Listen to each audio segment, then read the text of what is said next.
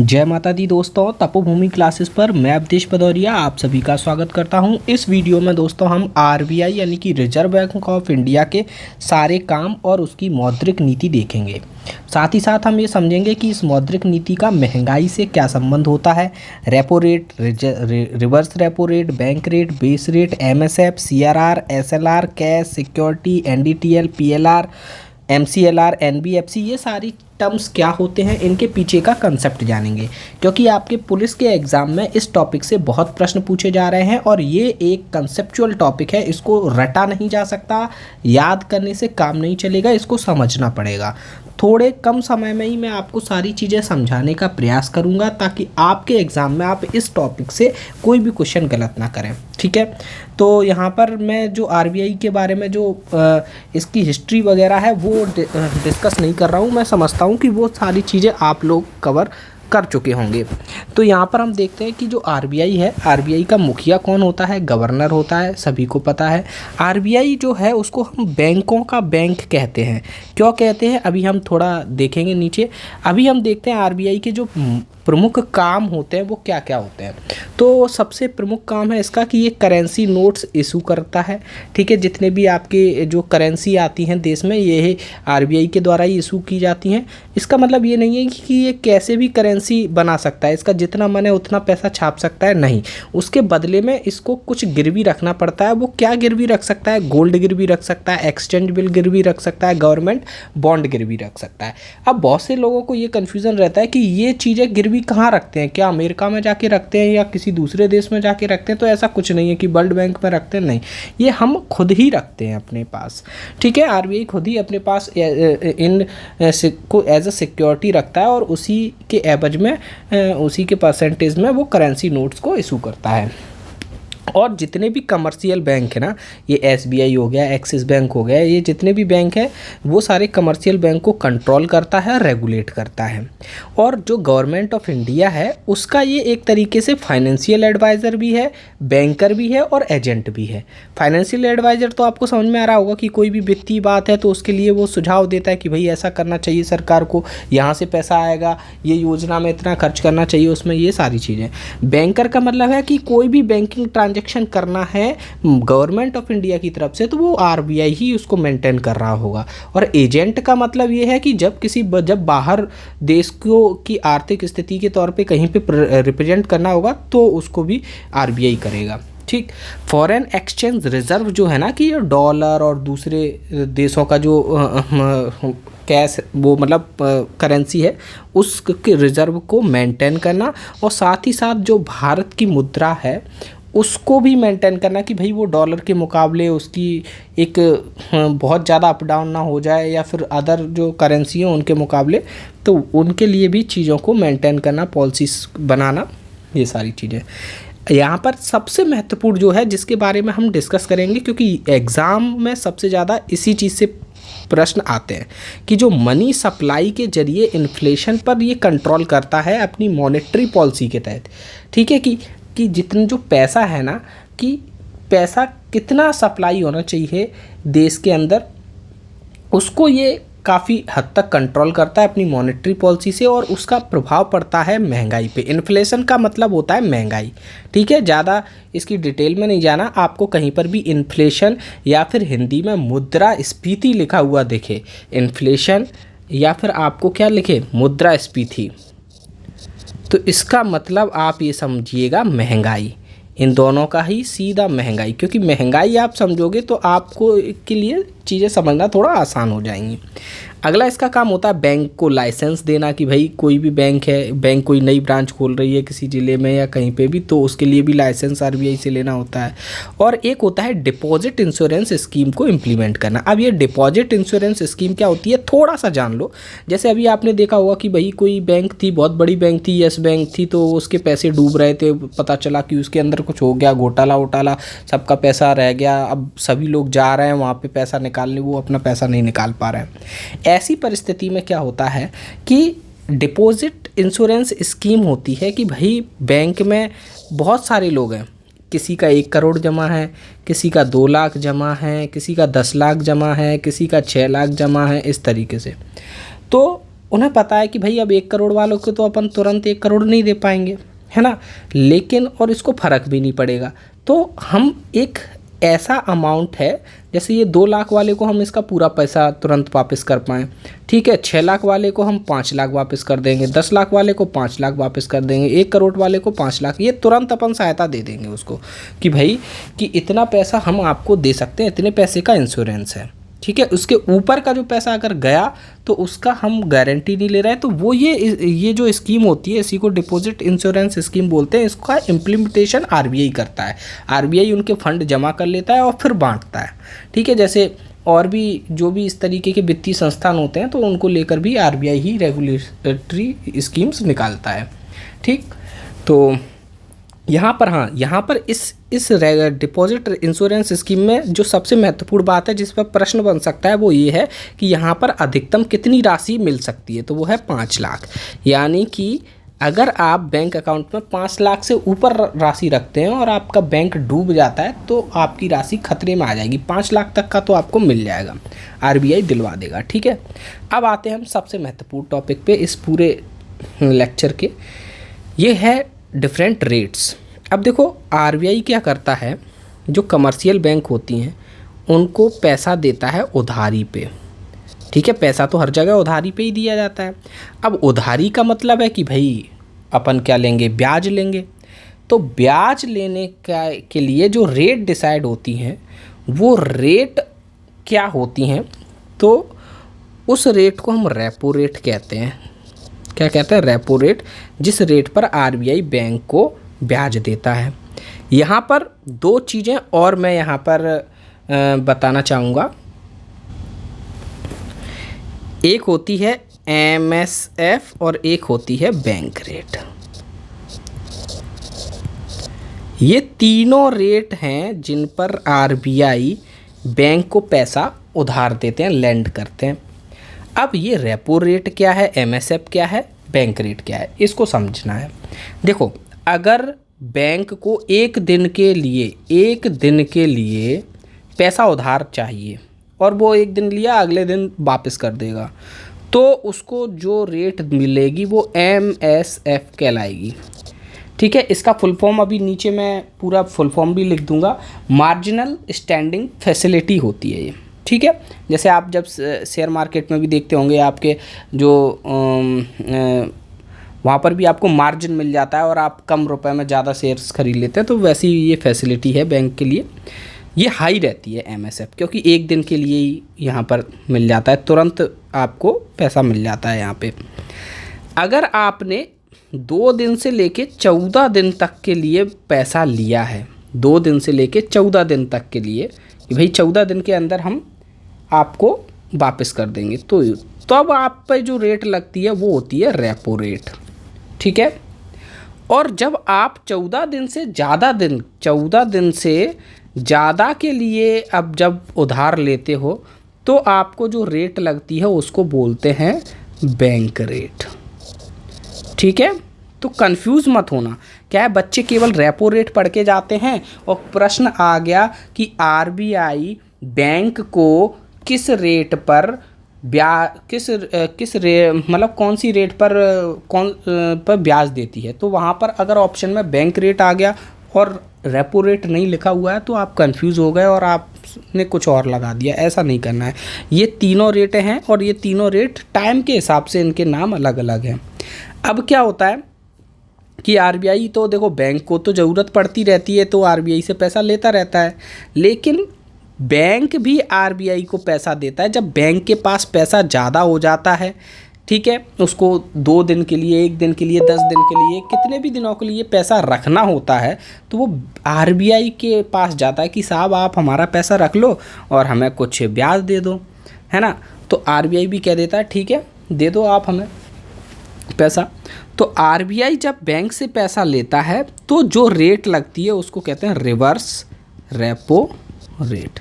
Reverse repo rate क्या होती है वो? रिवर्स रेपो रेट, ठीक।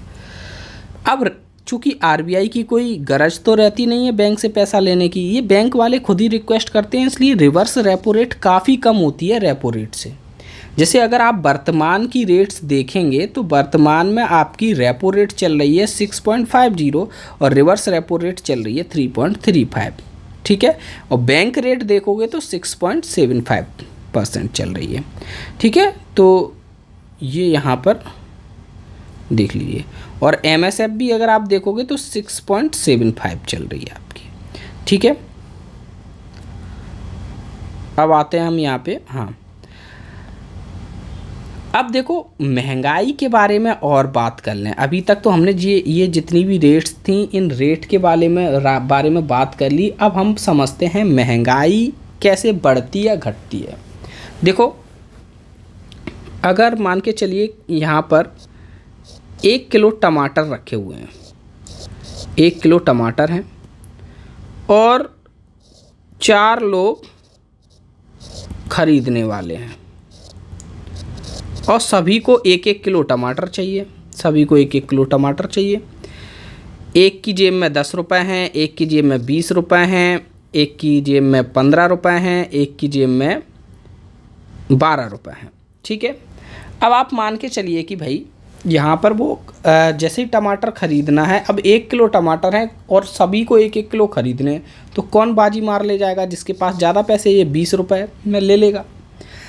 अगर मान के चलो कि यहाँ पर सबके पास, एक के पास 100 रुपये थे, एक के पास 200, एक के पास 150, एक के पास 120 रुपये थे, तो यहाँ पर कौन बाजी मार ले जाता? उस समय भी ये 200 वाला बारी मार ले जाता। यानी कि लोगों के पास पैसा कितना है उससे महंगाई घटती या बढ़ती है।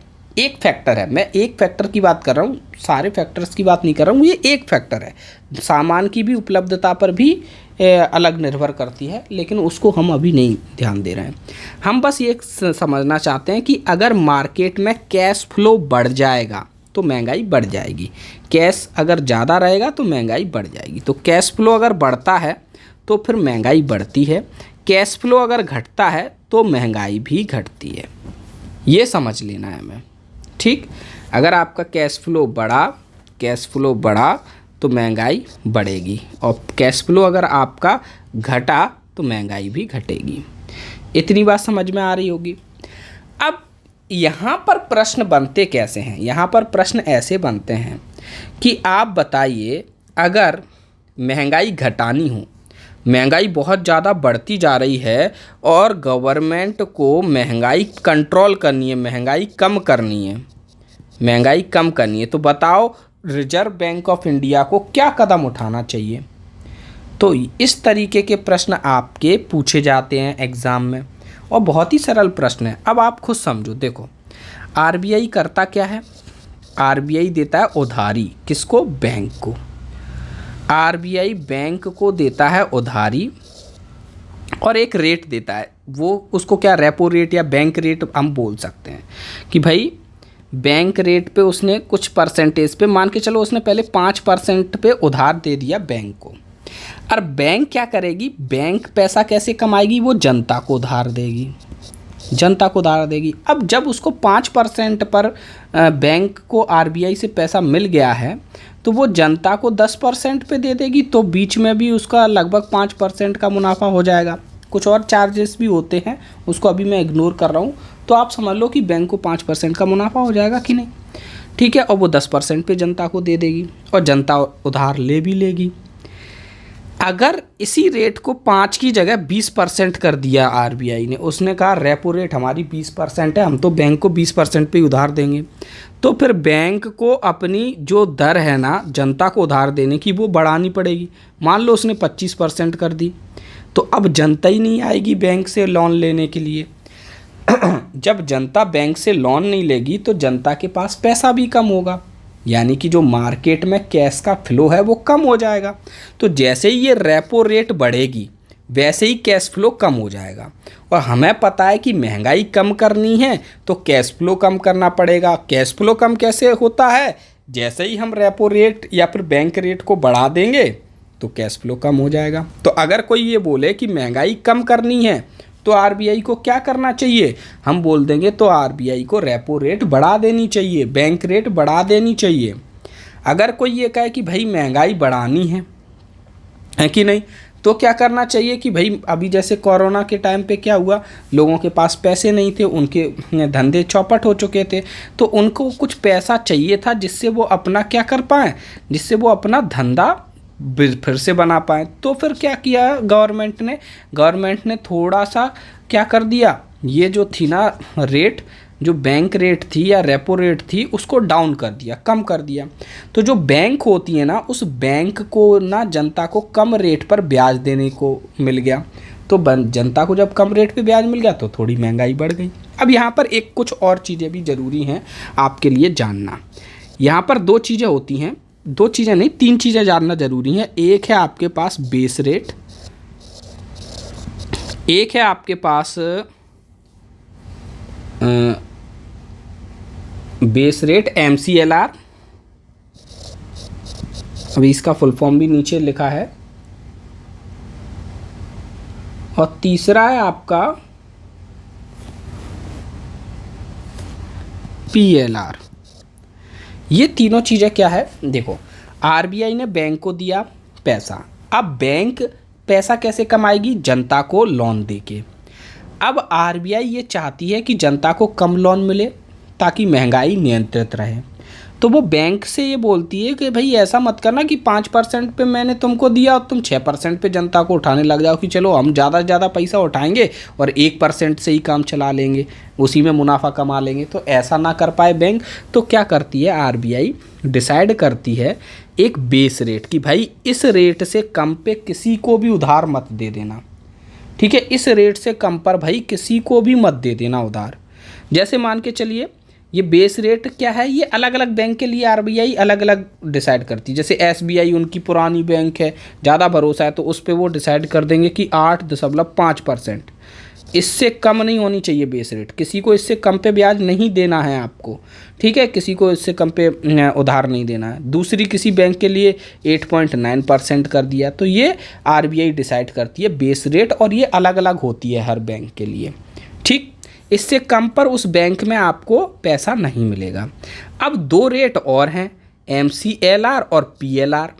MCLR का देखो फुल फॉर्म क्या होता है, marginal cost of fund based landing rate. ये मतलब क्या है, ये मतलब ये है, देखो जब भी कोई भी आप बैंक में लोन लेने जाओगे तो वहाँ पर बहुत सारी चीज़ें दिखा देंगे, केवल इंटरेस्ट रेट की ही बात नहीं होगी, वो आपको बताएंगे कि जब आप लोन सैंक्शन कराओगे तो उसकी फ़ाइल बनेगी, उस पर ये इतना % लगेगा, फिर एक ये चार्ज लगेगा, फिर वो चार्ज लगेगा, ठीक है। इस तरीके से काफ़ी चार्जेस होते हैं।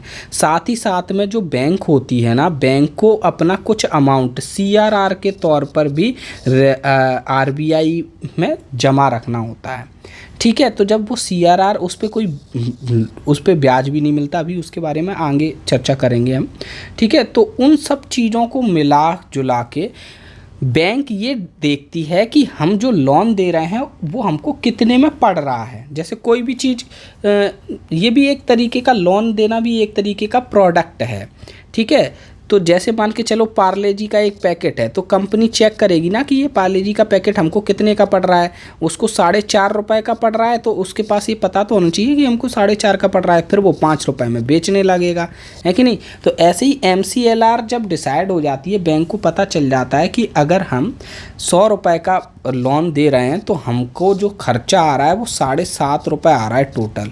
तो ये तो उसकी हो गई MCLR, ये वो खुद डिसाइड करता है सारी चीज़ें जोड़ जाड़ के, ठीक है। फिर क्या होता है, एक होता है PLR। PLR होता है प्राइम लैंडिंग रेट। ये क्या है कि जो बैंक है ना अपने कस्टमर्स को, जो उसके फेवरेट कस्टमर हैं, बेस्ट कस्टमर हैं, जो सबसे कम दर में जिनको ब्याज लोन दे रही है, वो होती है PLR, ठीक है। तो अब क्वेश्चन कैसे आते हैं, क्वेश्चन ये आते हैं, क्या PLR आपकी बेस रेट से कम हो सकती है, क्या PLR आपकी कम हो सकती है बेस रेट से। अब बहुत सी बार लोगों को ये लगता है कि हाँ PLR बेस्ट कस्टमर को दी जाती है तो हाँ ये बेस रेट से कम होती होगी, नहीं, क्योंकि देखो बेस रेट तो आरबीआई ने डिसाइड कर दिया, इससे कम तो किसी पे देना ही नहीं है, उससे ज़्यादा पे देना। अब 8.5 उनने डिसाइड कर दिया, आप 9 पे दो, 10 पे दो, 11 पे दो, 15 पे दो, कोई दिक्कत नहीं है, ठीक है। लेकिन वो उसमें भी अपने कुछ फेवरेट कस्टमर्स को कहो 8.5 पे ही दे दे, किसी को 8.6 पे ही दे दे। तो ये जो रेट है, जो सबसे कम जिस रेट पे वो देती है उसको पीएलआर प्राइम लैंडिंग रेट बोलते हैं। बाकी फिर कुछ भी रेट वो बनाते रहें। तो पीएलआर बेस रेट से कभी भी छोटी नहीं हो सकती, उसके बराबर या बड़ी हो सकती है। क्या हो सकती है? उसके बराबर या बड़ी हो सकती है। तो इस तरीके के प्रश्न आपके आ सकते हैं। अब देखो बैंकों पे और किस तरीके से कंट्रोल करते हैं, ये तो कुछ नहीं, ये छोटी मोटी चीज़ थी। बैंकों पे दो तरीके से और कंट्रोल करते हैं, एक एसएलआर के थ्रू और एक सीआरआर के थ्रू। क्या होता है कि बैंक जो हैं, अभी मान के चलिए बैंक ने फ्रॉड कर दिया बहुत बड़ा, तो लोगों को जो 5-5 लाख रुपए कम से कम देने हैं, तो वो कहाँ से देगी आरबीआई? तो आरबीआई का क्या करती है, वो ये कहती है कि भाई तुम्हारे पास जितना भी कस्टमर का डिपॉजिट है, उस पूरे डिपॉजिट का आप 4.5%, अभी ये वर्तमान में चल रहा है, एक फिक्स परसेंटेज डिसाइड कर देते हैं कि उस पूरे रेशियो, उस पूरे जो जितना डिपॉजिट किया है ना, जैसे आपके सारे कस्टमर्स ने मान के चलो 1000 रुपये पूरे बैंक में डिपॉजिट किए हैं सारे कस्टमर ने मिला के, तो इसका 4.5% यानी कि 45 रुपये तुमको रिजर्व रखने हैं। और कहाँ रखने हैं? आपको एक बैंक अकाउंट में ही रखने हैं, करेंट अकाउंट में ही, वही उसी बैंक में। और उसको मेंटेन करेगा कौन? आरबीआई। वो आरबीआई के मेंटेन में होगा। ऐसा नहीं है कि पैसा उठा के आरबीआई में लेके जाते होंगे, ले लो आपके में रख दे रहे हैं, ठीक है।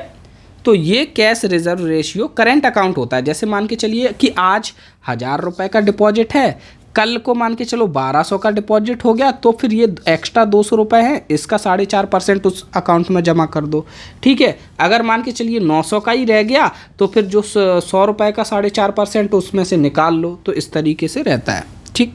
अब ये सीआरआर हो गया। इससे क्या होती है? सेफ्टी बनती है कि भाई अभी पैसा अगर बैंक डूब गया तो लोगों का कुछ ना कुछ पैसा तो मिल ही जाएगा। एसएलआर एक होता है। एसएलआर क्या है? इसका फुल फॉर्म है सैचुरेटरी लिक्विडिटी रेशियो। ये करंट में वर्तमान में इसकी रेट कितनी है? 18%। ये क्या होता है इसको भी समझ लो कि आरबीआई ये बोलती है कि अभी मान के चलो आपने बहुत सारे कस्टमर्स का पैसा जमा कर लिया और आपने उनको किसी काम धंधे में लगा दिया, कहीं लोन दे दिया, कहीं इन्वेस्ट कर दिया, ठीक है, अलग अलग जगह पे आपने इस तरीके से रख दिया। अब कल को कस्टमर आया और बहुत सारे कस्टमर आ गए, उनने कहा हमें पैसे निकालने, हमें पैसे निकालने, और आप बोलने लगो कि पैसे हैं ही नहीं हमारे पास, हमने तो लगा दिए वहाँ, उसको उधार दे दिए, उसको उधार दे दिए। तो ऐसे नहीं चलेगा।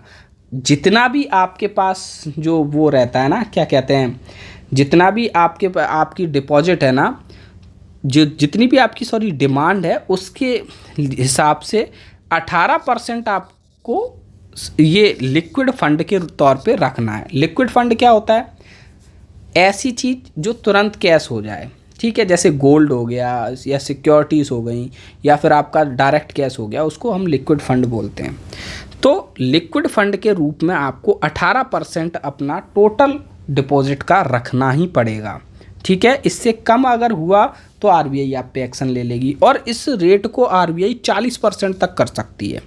अब देखो इस पे प्रश्न कैसे बनते हैं, आप ये समझो। आपसे वो ये बोल देंगे कि मान के चलो आरबीआई को क्या करना है? आरबीआई को महंगाई कम करनी है, ठीक है, महंगाई कम करनी है, और रेपो रेट से कोई छेड़छाड़ नहीं करनी है। रेपो रेट को अब क्या, रेपो रेट बढ़ाते रहो, या तो सिंपल एक फंडा की रेपो रेट बढ़ाते रहो तो महंगाई कम हो जाएगी। अब उनने बोल दिया कि रेपो रेट से आपको कुछ नहीं छेड़छाड़ करनी है, आप दूसरे रास्ते निकालो। तो आप बताओ आपके हिसाब से वो दूसरे रास्ते क्या हो सकते हैं? देखो मैं बताऊं दूसरे रास्ते क्या होगी। आप सीआरआर को बढ़ा दोगे। सीआरआर को बढ़ा दोगे तो सीआरआर जब बढ़ जाएगा तो जो बैंक है ना, बैंक जो लोन देती है, तो ये सीआरआर जो होता है ना, उसको इतना रिजर्व रखना पड़ता है। अभी 4.5% रखना पड़ रहा है, कल को अगर 9% रखना पड़ा तो इस रुपए को तो वो हाथ भी नहीं लगा पा रहे ना। इसका कोई यूज़ ही नहीं कर पा रहा है। और जब वो किसी को लोन देते हैं तो इस पैसे को भी उसमें काउंट करके सोचते हैं कि इसका भी एक वैल्यू निकल आए। ठीक है, हमारा जो फालतू डला है इसको तो हम कहीं दे नहीं सकते, लेकिन इस पैसे की भी वैल्यू निकल आए, क्योंकि ये पैसा भी किसका है, जनता का ही है। और जनता को तो बैंक को देना पड़ रहा है ना 3%, कोई भी इतना इंटरेस्ट तो देना ही पड़ रहा है। तो ये जो रिजर्व में रखा हुआ है पैसा, इस पे 3% तो बैंक को और जनता को देना ही पड़ रहा है। तो ये उसके लिए काफ़ी एक तरीके का ये लायबिलिटी हो गई। तो अगर CRR बढ़ा देंगे तो क्या हो जाएगा बताओ। CRR बढ़ा देंगे तो जो लोन है ना, लोन का जो एक लोन महंगा हो जाएगा एक तरीके से, है कि नहीं। हमको ज़्यादा इंटरेस्ट रेट जनता से वसूल करनी पड़ेगी, तो जनता डेफिनेटली लोन कम लेगी और महंगाई आपकी कम हो जाएगी, क्योंकि लिक्विडिटी कम हो जाएगी। CRR के थ्रू कर सकते हो। SLR अगर आपने बढ़ा दिया, ठीक है, SLR अगर आपने बढ़ा दिया तो हमेशा से ही ज़्यादा लिक्विडिटी बैंक को रखनी पड़ेगी अपने पास। भले शक फिर वो उतनी लिक्विडिटी यूज़ हो रही हो चाहे नहीं हो रही हो, लेकिन बैंक को अपने पास रखनी पड़ेगी। ठीक है, तो उस केस में भी वो कम लोन दे पाएगा। जितना कम लोन दे पाएगा उतना ही महंगाई आपकी कंट्रोल में रहेगी। तो इस तरीके की ये चीज़ें थी। तो यहाँ पर ये मैंने ये कुछ रेट्स भी लिख दिए, देखिए, है ना, ये कि SLR क्या है, CRR क्या है, और ये सारी जो करेंट रेट्स चल रही हैं। रेपो रेट अभी वर्तमान में 6.50, reverse repo rate 3.35, bank rate 6.75 ये चल रही हैं। ये सारी चीज़ें लिख दी हैं। अगर आपको इस पूरे के नोट्स चाहिए तो ये आपको टेलीग्राम पर मिल जाएंगे। टेलीग्राम पर हमारा चैनल है तपोभूमि क्लासेस नाम से। आप @तपोभूमि पे जाएंगे तो वहाँ पर आपको मिल जाएगा। ठीक है, और कोई भी डाउट हो तो वो आप नीचे कमेंट में बता देना। धन्यवाद। जय माता दी।